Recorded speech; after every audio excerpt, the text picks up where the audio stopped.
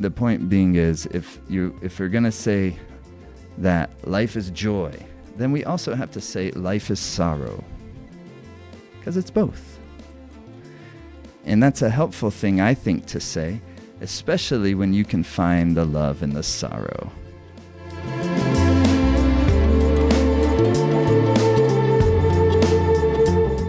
Our minds tend to be a mess. True. That's all of us.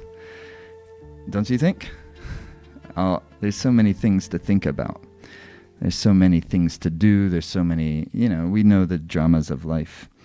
And there's no really escaping that. Energy is going to keep flowing. Things are going to keep happening. You either take care of what's happening or it ends up kind of taking care of you eventually. True? That's how Saturn is. You can try, there's no way to get away from the difficult parts of life. They will always find you, no matter what kind of turn we try to take. So then the strategy becomes very different in the sense, I'm not trying to get away from the difficult parts of life. I'm trying to find what's also helpful in the difficult parts of life.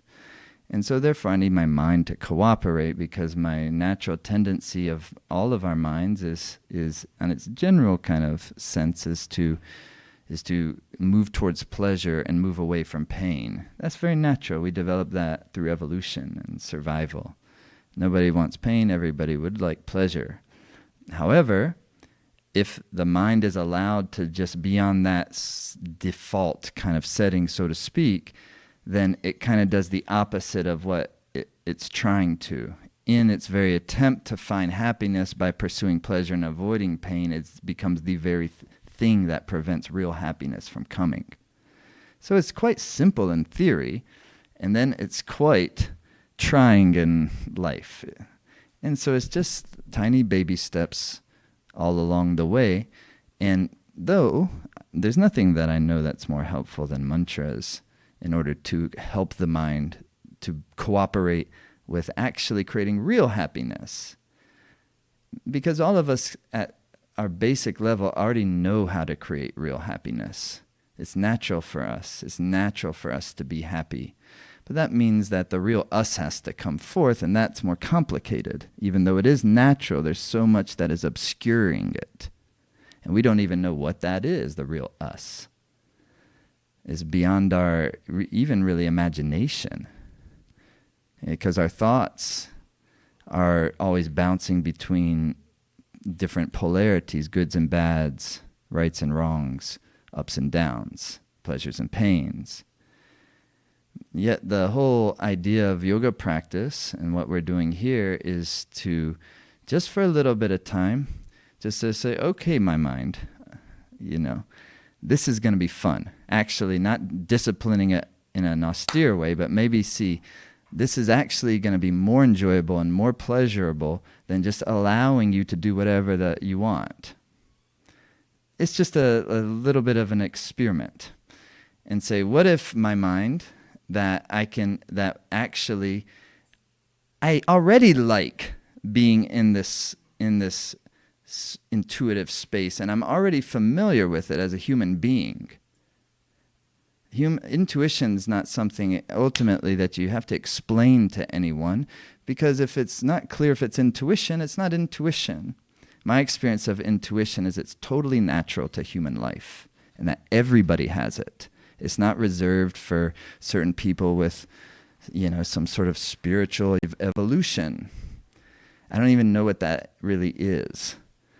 And so the idea that I like to think about and live through is that at the center of this thing is a total incomprehensible intelligence. That's my experience of it. I have some experience that backs that up. It's not philosophy by itself. Philosophies have helped because there's so many great ones.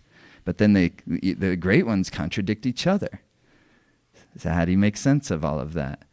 Some of my favorite astrologers and follow a completely different system than some of my other favorite astrologers. They're not even looking at the same. Do you see?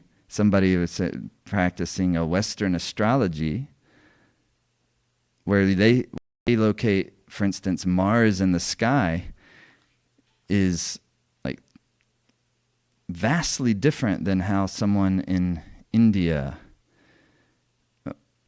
when they're using the sidereal zodiac versus the tropical zodiac. Don't worry about the difference between the two. That's a boring conversation. However, what's fascinating is it seems to kind of not matter. It does matter within certain contexts. Like, I don't bounce between two systems. I just like looking at the sidereal zodiac predominantly. But I do find that it's interesting that things can work out totally clearly in many different ways, and that's experiential. That's not something that we can totally make sense of using, for instance, mathematics. It's something, there's a poetic aspect to life. And that's what I think we're finding here. When I was talking to a friend, he said, oh yeah, I think, and I had never thought about it like this, I think that's kind of like, well, he said, turning the prism.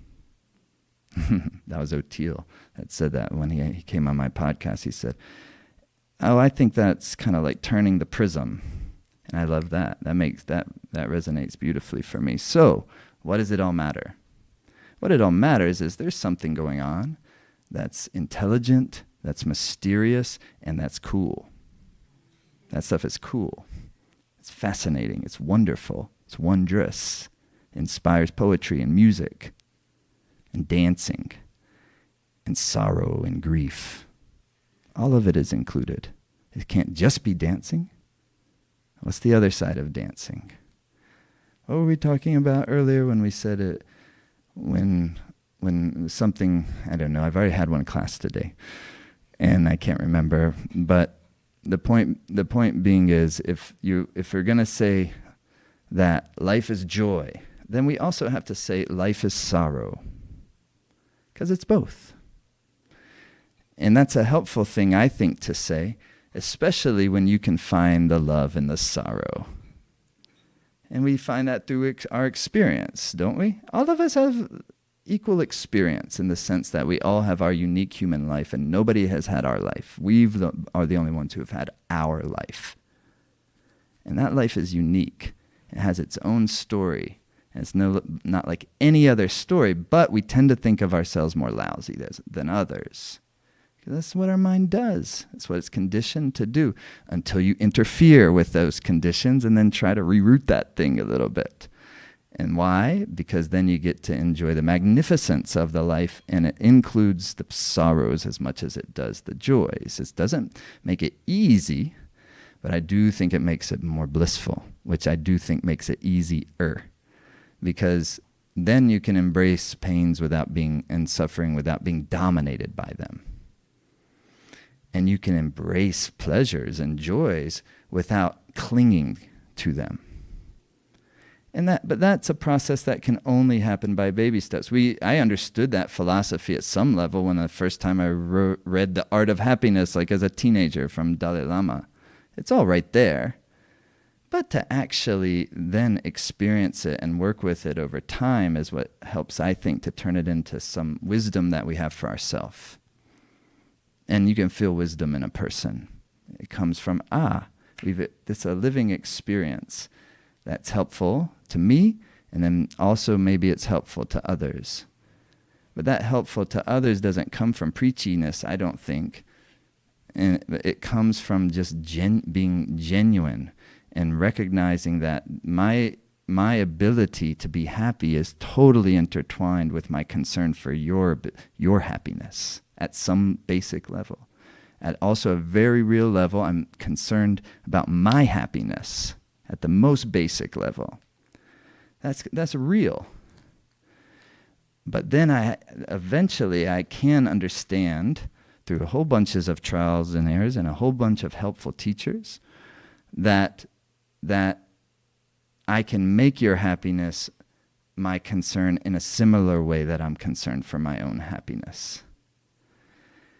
And that's cool, that expands the field of kind of generosity and through which we all live. But that doesn't mean that I don't have boundaries. That doesn't mean that. That's something I find that how to embody that is a very personal journey that we all have to figure out for ourselves. Because you only have so much life force in a day. I only have so much life force in a day. And so I have to choose what is going to get my life force and what should not be getting my life force. As we get a little older, we start to realize that, right? It's like, ooh, I need more sleep than I used to. You have little children. These little children take all the life force, don't they? And so that's the dharma of that time of life. And then it bears fruits, doesn't it? There's nothing better.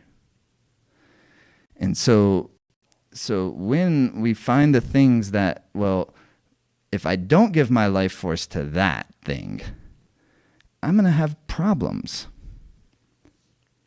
And sometimes that's not the thing I want to give my life force to. It's more work-oriented. It's more, oh, this isn't the easiest thing ever. This isn't my favorite thing ever.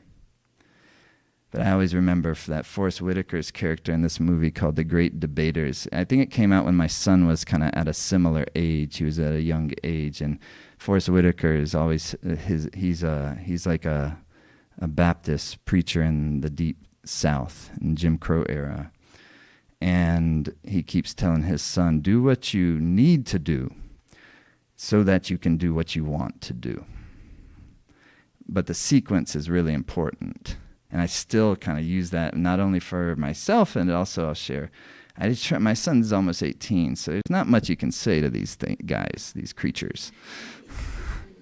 I was one once, a 17 going on 18-year-old, and my son is way cooler than I was at that time period. But it's still, that's a natural development time where it ain't about mom and dad. That's why I thought you have like 18 years to raise a kid. Actually, it was more like 11, 12 before they didn't want to be around you anymore. True. So you got them like 11, 12. That's even pushing it to shape them a little bit, for better or for worse. It's both, isn't it? They're going to get on some of your habits, and you're going to see them coming back at you, and like, oh, have you had any of those? And then you'll hear your own parents going at them. It's like, ugh. And we love our parents, but we're also just trying to be us, not some like carbon copy of something that happened before. So there's good things we bring along, and there's bad things that we bring along. But good in this case means it helps us be happy. Bad means it causes us or others suffering. So context. Good in this case means it helps us and others be happy. Bad in this case means it makes it more difficult for us or others to be happy. So that's what we mean when we have good or bad, positive, negative. Within what context do we mean that stuff? And so therefore, just this type of exploration I find to be totally helpful, and it's constant reminders. That's what practice, sadhana, yoga practice is really about. It's not really about learning new things. It's about staying in the space where we remember what is real and important for us. And then we blossom naturally from there. Hey, thanks for watching on YouTube. Best easy way to stay in touch with us. Hit the subscribe button here. You'll see our videos when they come up. If you enjoyed this one, hit the like button. It'll help more people see it, help the channel grow. I appreciate you watching.